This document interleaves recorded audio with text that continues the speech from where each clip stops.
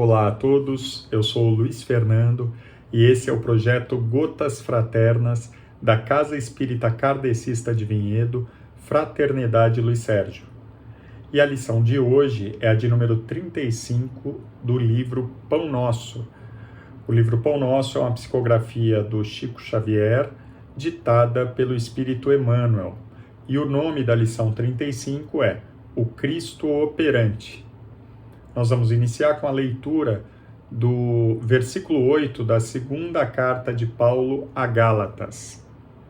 Porque aquele que operou eficazmente em Pedro para o apostolado da circuncisão, esse operou também em mim com eficácia para com os gentios. Então, para que a gente possa contextualizar e entender um pouco, aqui nós temos a menção a dois grandes nomes do cristianismo nascente. O primeiro é Pedro, que era um homem simples, um pescador, um seguidor de Jesus, um dos seus apóstolos, que fica incumbido de levar a mensagem de Jesus ao povo hebreu. Por isso, o apostolado da circuncisão, porque os judeus fazem a circuncisão. Então, Pedro ficou incumbido de levar a mensagem de Jesus aos judeus. E Paulo, ele mesmo menciona aqui, ele, por outro lado, depois de convertido, inicialmente o nome dele era Saulo de Tarso. Tarso é uma cidade, e ele tinha um status junto ao povo hebreu muito elevado. Ele era um perseguidor de cristãos e, num determinado momento da sua vida, ele se converte. E, a partir de então, ele assume o nome de Paulo e passa a ser conhecido, inclusive, como o apóstolo dos gentios.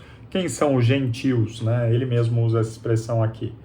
São os povos que não eram hebreus. Então, todos aqueles que não eram judeus eram conhecidos como gentios. E Paulo passa a levar a mensagem do Mestre Jesus a toda essa população, por meio de cartas como essa, viagens. E Paulo menciona aqui o cerne da lição de hoje.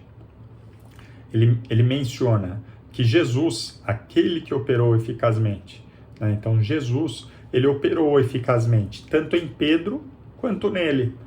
São missões de divulgação do Evangelho, mas para públicos diferentes, feito por pessoas que tiveram origens diferentes. Os dois eram hebreus, mas tiveram vidas bastante diferentes.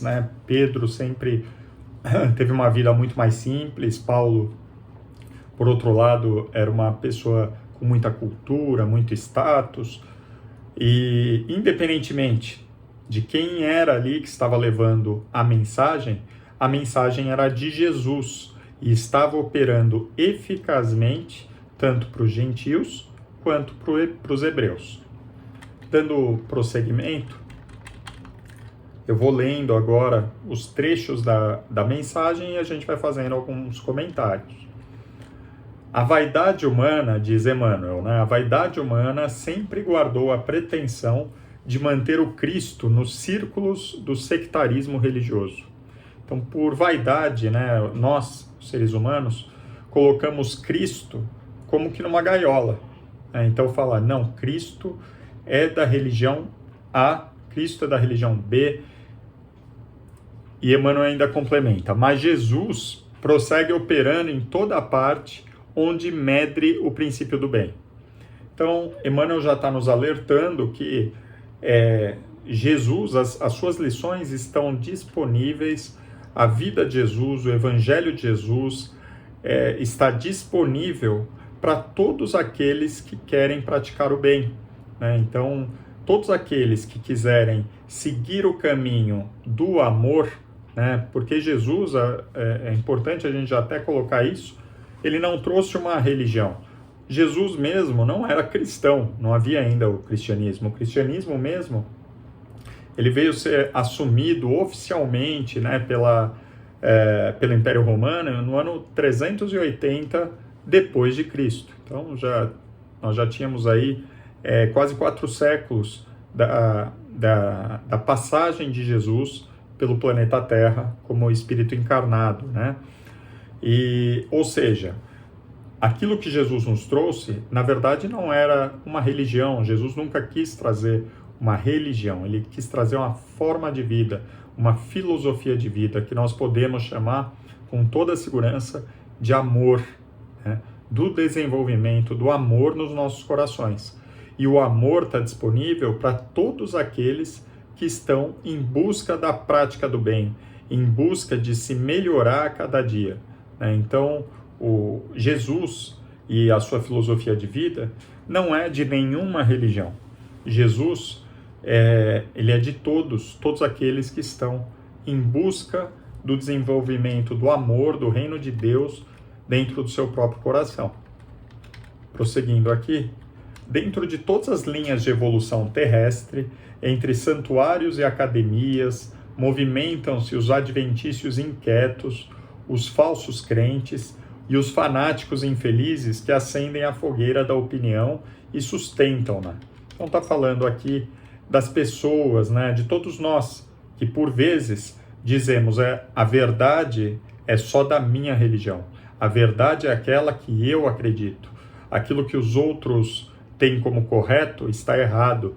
Jesus, ele está aqui na minha gaiola, né? Então volta a usar essa metáfora aí, né? Volta a usar essa figura aí de como que cada um de nós, por vezes, né? E nós temos mesmo que tomar muito cuidado com isso, de colocar as verdades trazidas por Jesus como só compreensíveis por nós mesmos, né? Jesus, ele veio trazer uma forma de viver, né? Não uma religião. E Emmanuel prossegue: entre eles, todavia, surgem os homens de fé viva, que se convertem nos sagrados veículos do Cristo operante. O que é operante? É o Cristo que está ali trabalhando, levando a sua mensagem para cada um de nós, né? Para todos que nos cercam. E Emmanuel fala que apesar de existirem muitos aqueles que querem colocar as verdades todas sob domínio de uma única seita, religião, doutrina, existem outros, como Paulo, como Pedro, que dedicam a sua vida na divulgação do amor de Jesus. Prosseguindo, Simão Pedro centralizou todos os trabalhos do Evangelho nascente, reajustando aspirações do povo escolhido. Então, Pedro, já foi dito isso, né? Ele ficou responsável por levar o Evangelho de Jesus, ajustando aqui, reajustando as aspirações do povo escolhido, que é o povo hebreu, né? Segundo o Velho Testamento, o entendimento deles, que eles seriam o povo escolhido. E Emmanuel prossegue: Paulo de Tarso foi poderoso imã para a renovação da gentilidade. Então, Paulo de Tarso atraiu a mudança dos gentios, da gentilidade. Através de ambos, expressava-se o mesmo mestre, com um só objetivo: o aperfeiçoamento do homem para o reino divino.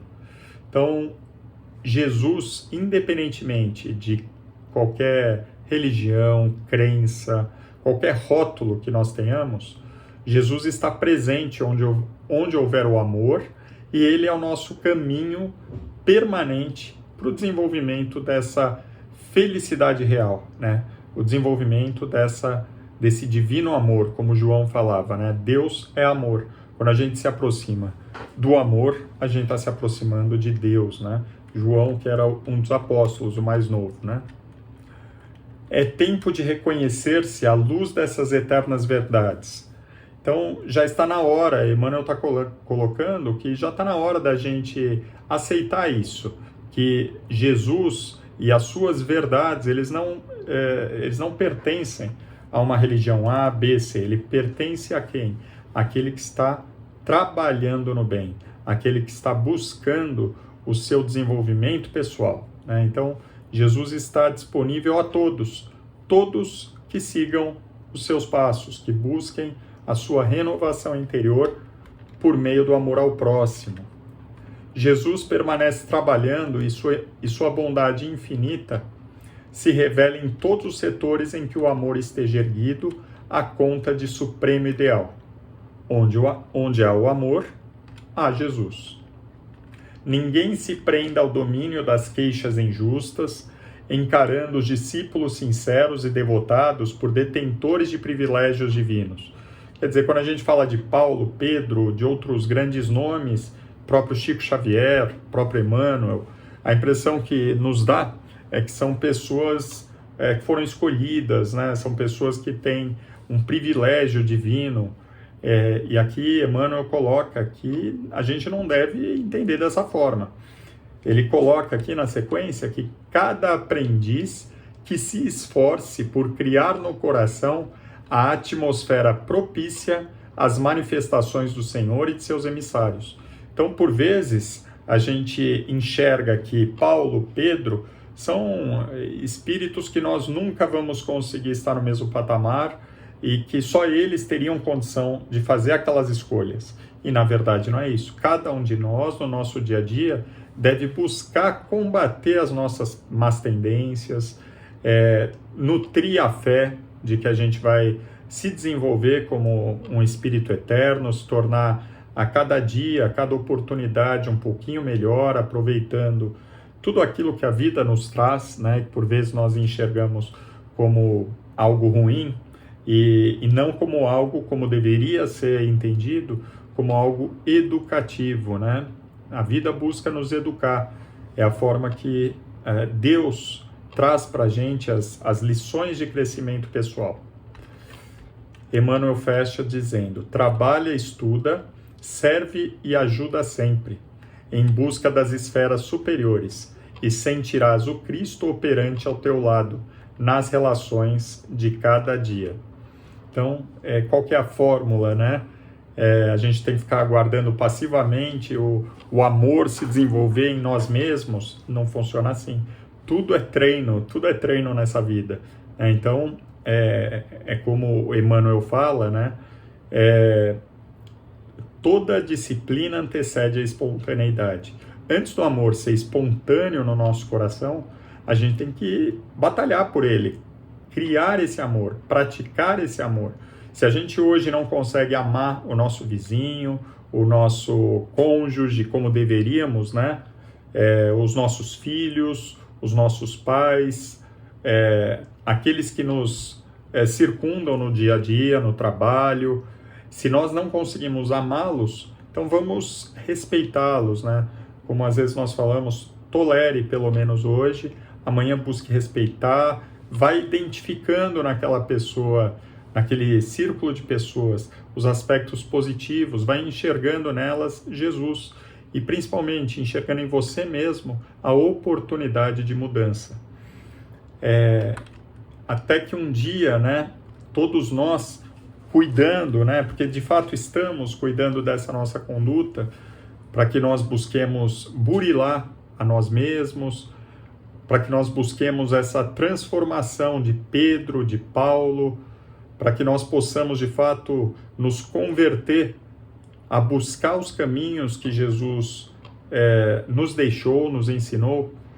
Então, que nós consigamos, aproveitando o nosso dia a dia, aproveitando as oportunidades educativas, que nós consigamos crescer um pouquinho, buscando sempre burilar as nossas más tendências e sermos operantes como Jesus, até que um dia nós consigamos fazer como Paulo falava, né? Não sou eu mais quem vive, mas é o Cristo que vive em mim.